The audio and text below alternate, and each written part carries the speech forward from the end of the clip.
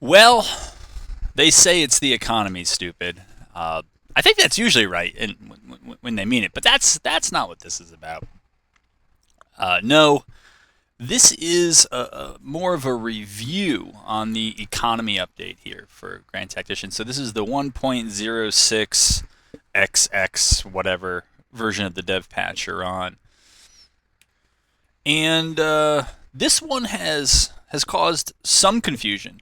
And so the purpose of what should be a brief guide here is to kind of talk through how you can micromanage the economy in a way that produces a pretty good outcome. I do want to remind you, if you don't want to do any of this, almost everything in this game can be auto-managed. So, right, you can auto-manage your finances, you can auto-manage your policies, you can auto-manage, I'm pretty sure, yep, your projects are down here. You can auto-manage, right, all of these things, all of those things can be auto-managed.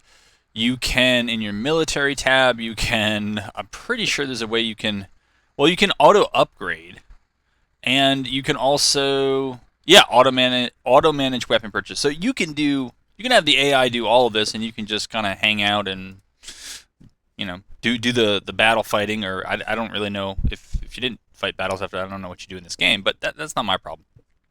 I like the micromanaging. It's for me, and I've also noticed when I accidentally left auto manage on, the AI makes pretty poor choices and plays pretty suboptimally. So what I'm going to show you here comes from this is my second Spring 61 CSA campaign on 1.06 something, so the economy development patch. And here in the second playthrough, I implemented some of the lessons learned from the first brief playthrough.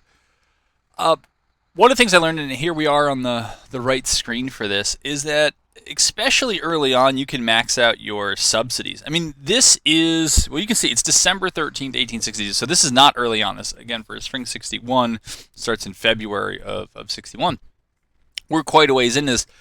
These numbers will generally be lower when you start, depending on some of your starting policies. But I would say, maybe with the exception of diplomacy, maybe with the exception of politics, you can go ahead and start out with everything maxed out.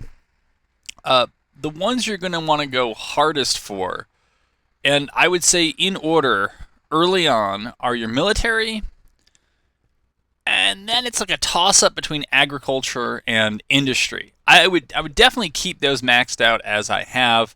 I mean, I'm just a fan of mostly maxing out other things. The economy, I think there is a use. There's one or two projects in there that make good sense, and so I would say stay invested in it.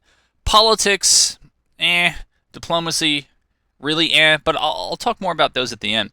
So remember, in order to get those subsidy levels higher, because right, it doesn't start out at 5 million. I think it starts at 1 million. And then if you get, for example, military 1, I'm pretty sure that grows it to 2.5 million in subsidies is your max.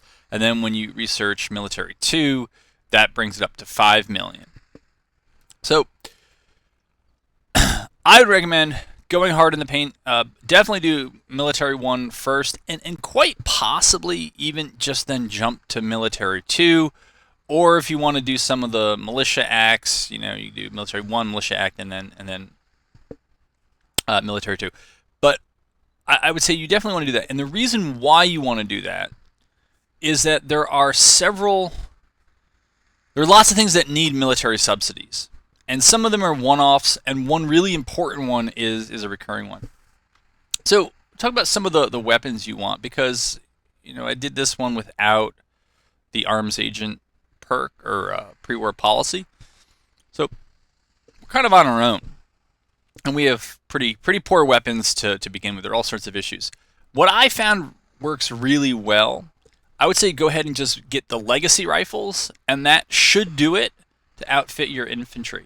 If you want, this is kind of a flex choice, the Rebord Muskets are cheaper. It's a cheaper policy to get, and they're not bad guns. I mean, compared to the standard, what are you going to have? You're going to have the mixed muskets, right? That's the 250-yard range, and it's got poor accuracy. The Rebords are at least going to go up to 400 yards. And when you're fighting against the Union, it seems like everybody has 400 yards right off the bat. That's how it seems. It might not be that way, but so this will at least allow you to match them on range, if not on accuracy. And that can be a kind of placeholder until you get legacy rifles. I would say you want to get the infantry equipped first. And I'll talk a little bit more about how to do weapons purchases. But these are the two you need. After this, my view, right, this is what's worked for me. It made Confederate rifles redundant, even though, yeah, it would have been nice to get those rifles. Well, Sharps is different. Springfield I can't get anyways because I don't have arms agents as CSA, but it doesn't really make it worth it. If I wanted to go crazy, I guess you could still get repeating rifles. It doesn't seem necessary. It really doesn't. The next thing you might want to think about getting are saving up for the medium range carbines. They're more than the Cav carbines, but medium range carbines are actually good. Right, your Cav carbines, a lot of the ranges there are 250 to 300 yards, and their accuracy is frequently mediocre, poor. I don't know if any of them have good. Yeah, some of them have decent rates of fire. The medium range carbines are going to have 300, 350. I don't know if any go to 400, but they're going to have ranges up there around 350, and they're going to have good to very good accuracy, and they're going to have rates of fire. So I'm talking about, they don't tell you here, but it's the Jocelyn's and the Maynards in particular, and maybe the Merrills. I don't remember if the Merrills were included in this or not. The Merrills are kind of the least good. The Jocelyn's and Maynards are, I would say, the kind of top tier Cav carbines. And once you get those, all the other Cav carbines are kind of worthless. So I would say don't worry about that. And then for your artillery, and this one I did comparatively late, I just went with the Parrott rifles. You get 10, 20, and 30-pound Parrott rifles. So by taking that, you don't need to get Cav carbines. You don't really need to get Sharps rifles. Repeating rifles, I would say, are largely redundant. Springfield rifles wouldn't matter, and it also means you don't need to get, I swear there was an artillery one here, right? The cast, oh, there it is, the cast artillery. You don't need that after you get Parrotts, and somewhere here there's also rifled, I swear to goodness it exists. There is one that says rifled artillery, and I'm just not seeing it, but you don't need that after you get the oh, there it is. Okay, it's right under cast artillery, of course. You don't need these two, I don't think, after you get the Parrott rifles. Last thing you're going to want to do with the military subsidy, and again, there are, I'm sure, many ways to make these campaigns work, is plow everything into logistics reforms. Each level of this project, so each time you are able to get this one, so this would be my fourth time when I get $2 million, and I think it went from like 500,000 to $1 million to 1.5 million to $2 million. That's the way it kind of goes up for each level. It reduces the cost of, so you can see here, logistics reforms 3 is what I have. Cost of supplies negative 15%. Why you care is it is the single biggest cost that you're likely going to face. This number earlier with probably about 125,000 troops, now I have about 160,000. This was fluctuating between 250 and 300 million on a 12-month annualized. It seems like the more stationary your armies are, the cheaper this is, but I now have it under 200 million. And so that's at least $100 million in savings. And I would say it's probably a bit more than that due to $3 million in subsidies so far has generated at least $100 million annually. And again, the subsidy is a one-time thing. And so the longer this goes on, this subsidy absolutely pays for itself. And in terms of balance, it's this one right here, logistics reform. It's probably a bit cheap, but you got to do it. I don't know of anything yet that really frees up the amount of money the way that logistics reforms does. Before I move on, I did want to mention, talking about what else you would spend the money on, I want to talk about kind of how to do weapons purchases, or one way to do weapons purchases. So when you do it, right, you click on the military tab, you click over to weapons, and you got to order them. If you just are playing this the way you kind of used to play it, where weapons come online later on and other things, they're never going to come online by their own. You got to order them, or else you're kind of stuck with whatever's just being produced on its own, or whatever's captured. All right. So these, when you do legacy rifles, it gets you 2 rifles, the Mississippi and the Plains rifle. Again, look what they do. 400 yards, very good accuracy, decent rate of fire. Here it's 500 yards with the Mississippi rifle. So, I mean, that's kind of the peak one you want. How you go about ordering it is up to you. I would never get anything in small quantities. It doesn't make sense. I mean, it takes 2 months to get 1,000. You can't even... There's basically no units that are going to be able to use that. And you have to have enough pieces to equip the entire unit. You can't partially equip it. So, what else? 2,000, maybe, probably 3,000 is the minimum you would need to equip a brigade, because they'll usually actually be like 2,800 guys. So you do that, but it's going to take you just under 3 months at a cost of 1.3 million.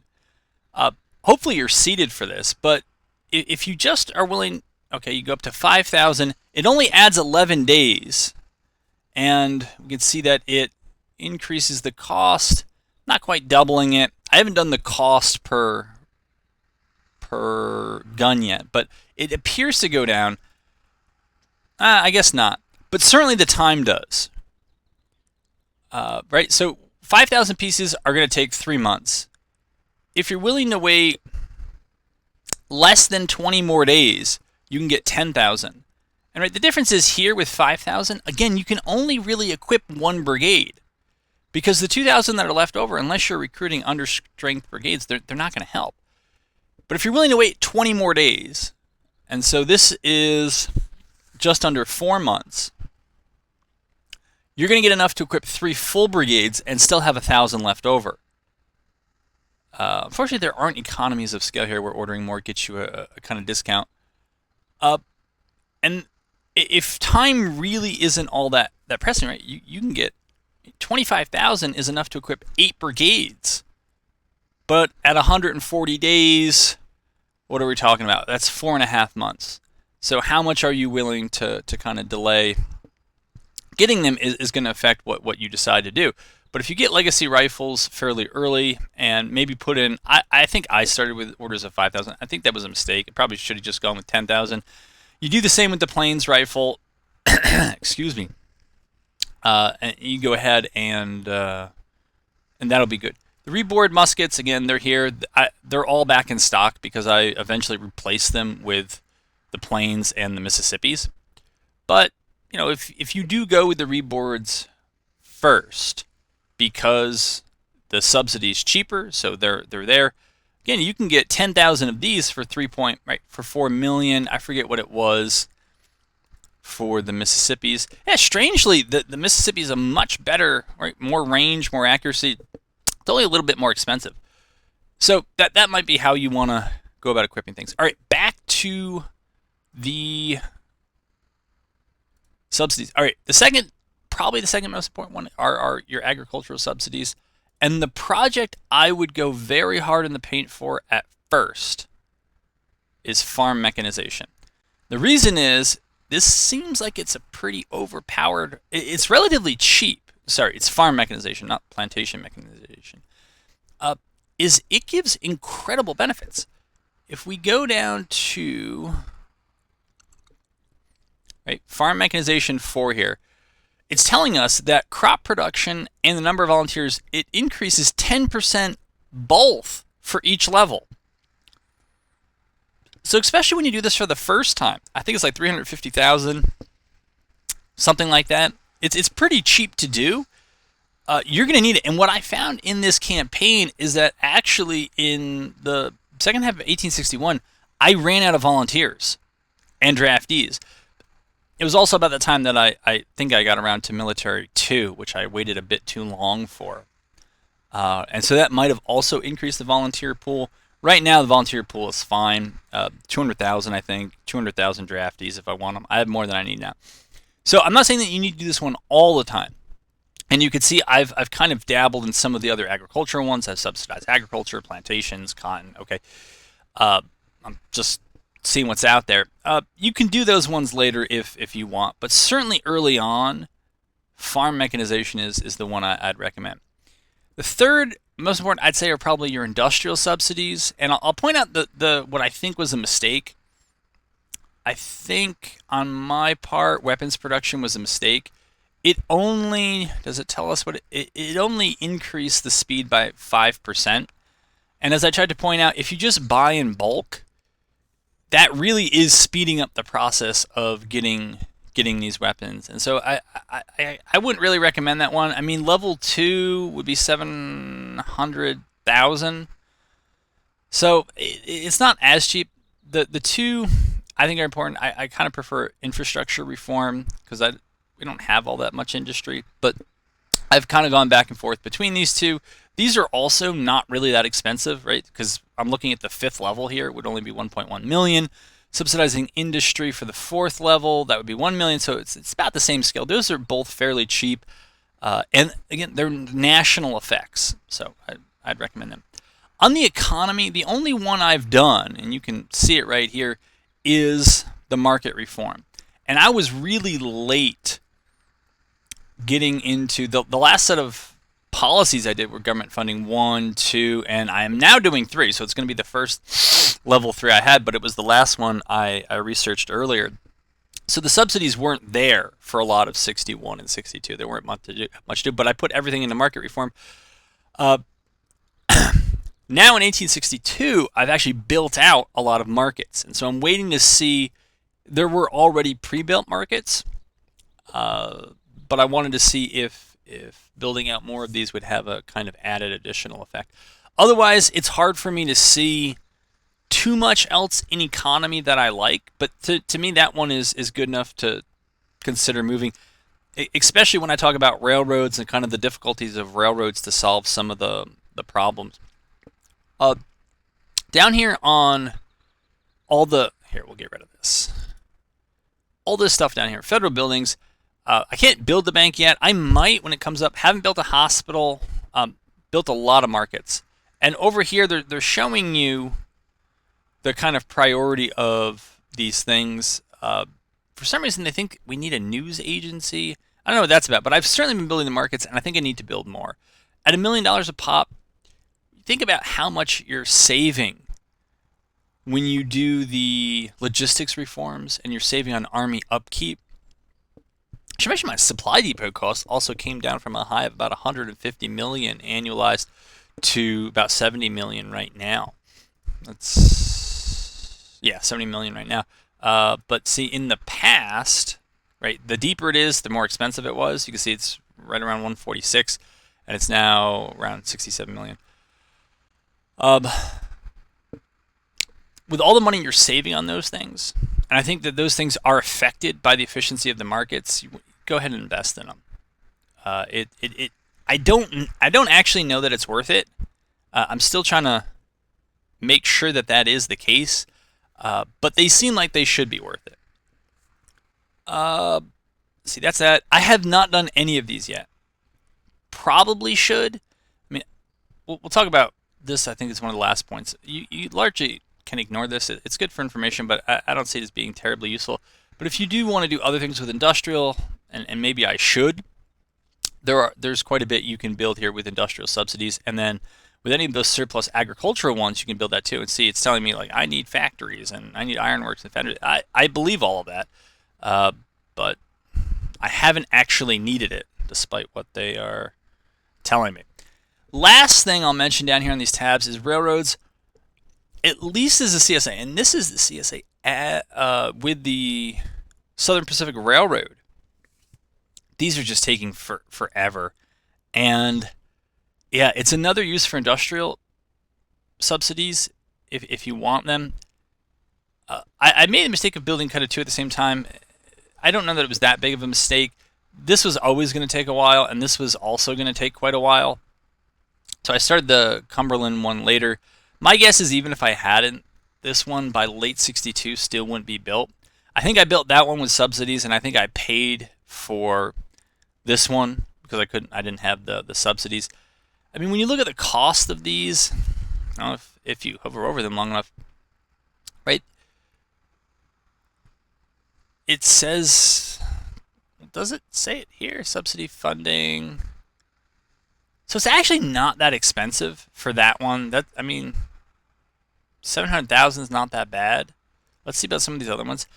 I guess these aren't terribly expensive, but if you don't have the subsidies because you're plowing it into the other stuff, then you look over here, it costs $3 million in straight up cash if you can't get the, what was it, 700,000 in subsidies. So if you are spending on the other stuff, and I tend to spend on the other projects I mentioned, the infrastructure in the industry, because they're economy wide rather than just a specific one. But the length of time was another deterrent. You can see this one is 527, and I think that's because I have other railroads that are building 505 days. So we're talking about a year and a half out. I mean, we're talking almost mid-1864. Yeah, I mean, maybe, but I don't think the campaign's gonna go that long. Famous last words, but I have not been too impressed with the railroads. There is, of course, for those of you who know, the railroad construction thing. It's relatively cheap for the perks, and I kind of just started doing them. They take 5% off the build time for each one. So if you do a lot of them early on, it might make sense, but it feels like you'd have to get 6, 8, maybe 10 levels of these before you could seriously have a chance to build even half these railroads, assuming that the war goes, I don't know, 3 years. And even then, that's probably a bit optimistic. All right, I'm wrapping this up with just a few things I'll note that I need to know a little bit more about. One was just a kind of passing observation about the effect of, I did do one revenue act, and wealth was up here around 0.46. It then went on this long-term decline, and then it turned around. I don't know why exactly. I think this is around the time I started building markets, but it was also around the time that some of the conflicts became a little bit less frequent, and so maybe that's why wealth per person went up. I'm not terribly sure that markets improve wealth per person. Notice that the union is also, right, theirs was about 0.4, they're up to 0.42. We fell below 0.44 at our lowest, and we're back up to 0.48, but we're only 0.02 higher than we had been at the beginning of the war. So beware of that with taxing. One of the other concluding points, things wow, I did not know my interest rate was down to 2%.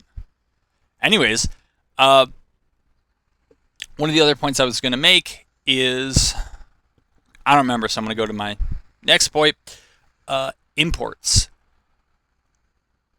If we take a look at, last economy report, the trade imbalance is so much higher than it was in past versions. I'm not saying it's good. I'm not saying it's bad. I'm just saying it is. We don't export that much, as you can see, and we import a ton. So one thing I still need to look at is whether, in fact, better diplomatic relations or certain projects. So there are projects that are not clearly, in my view, phrased. Where is it? Let's just find these diplomacy ones. Why can I not find it? Politics. Oh, that's why. That might be why. That would be why they're not showing up.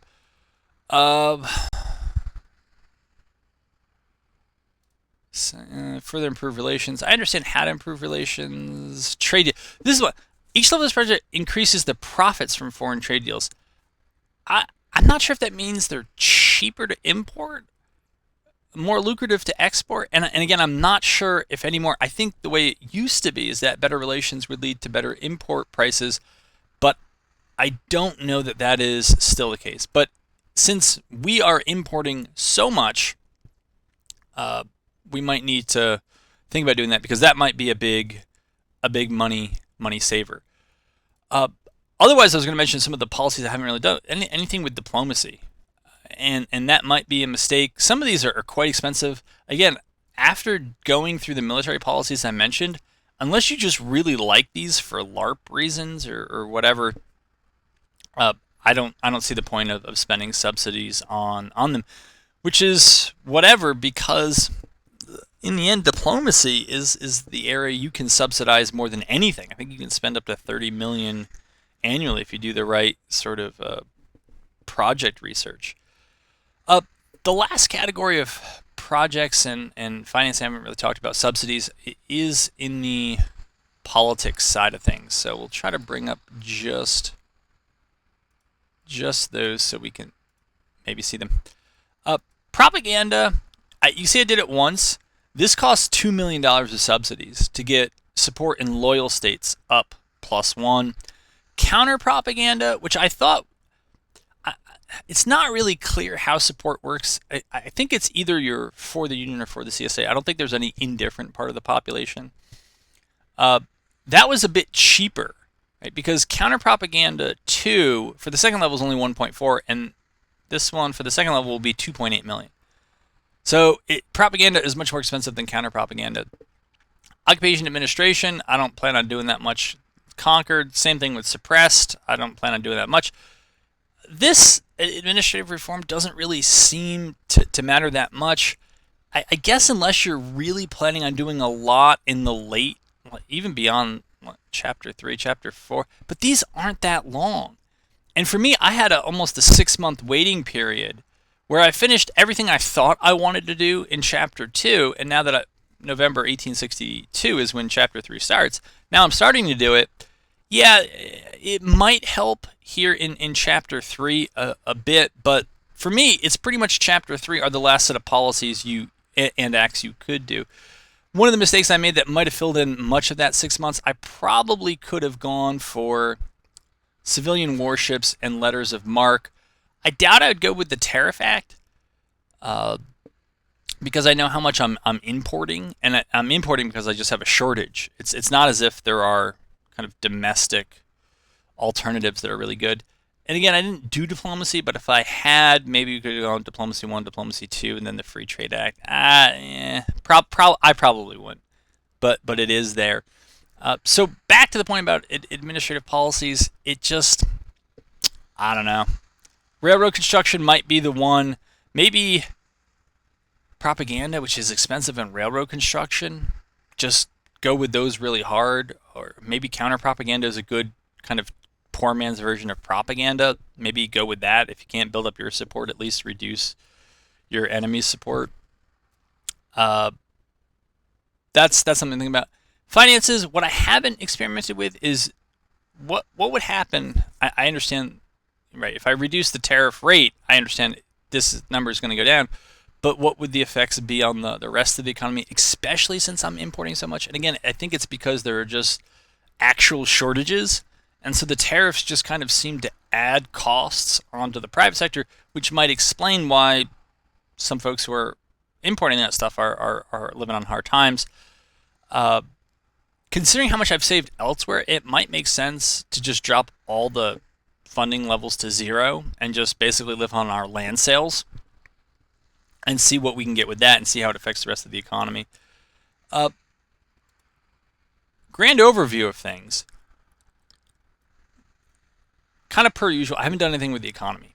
And I'm now seeing that they attach this price tag for trade warfare of $27 million that we're taking annually. Perhaps if I invested more in a Navy and was able to do some of that stuff, it would be fine. Right now, I do have a Navy. It's basically done nothing. I'm just starting to move it actually up, I think, towards Louisville and the Ohio to maybe challenge a Union Navy there that's up by Cincinnati. But I don't know. I have to go through the cost of construction, then maintenance. It might just be worth it to just eat the cost of trade warfare But then again, because I'm importing so much, I don't know. Maybe I should do other things. It's something I don't know about. All right. These economy alerts up here. You're not going to... Okay. You can largely ignore them, or at least I have been. They'll tell you all the things you don't have enough of. I haven't had nearly any coffee the entire war. Fine. And I think, again, that's why you can largely just ignore this stuff. Even the stuff that seems important, like gunpowder, I don't know if they're showing it on here. They're not, but I know from the economy report, I'm usually short of small arms ammunition, but none of my armies are actually short of small arms. They're all stocked when they're in the field, and a lot of the supply depots are pretty well stocked too. So I haven't really felt that was an issue. The last thing I'll close with is actually the finances. Again, at this point, not sure why. Yeah, this is just wrong because the interest rate is around 4.5%. As I make my way through Economy 3, I am going to do the Bank Act. We'll see how it goes. If financing becomes a problem, or if it's something you're already worried about, you can always just go with improved credit rating. It looks pretty expensive though, and I'm not sure exactly what it gets you. It says easily a further increase in that. Okay, one step. I mean, that's $2 million to go from BBB plus to A minus, and considering my overall interest costs are just $13 million annually, it doesn't seem like it's going to save that much money for a massive investment. I mean, it's better to take that $2 million and, if possible, just plow it into reducing your army upkeep costs. So I'll see how that goes. This did not end up being the short kind of how-to video that I wanted it to be, but I did want to be somewhat comprehensive for those who really want to get a firmer grasp on this. I'll do some more experimenting, and at some point I hope to do a deep dive into some of the production stuff, trade infrastructure, and all that other stuff, and maybe test out some of the stuff I've talked about in this video to see whether it seems to have a long-term effect or not. But that's not this video. I hope this helped. Hope you enjoyed it, and I hope to have you back for the next one.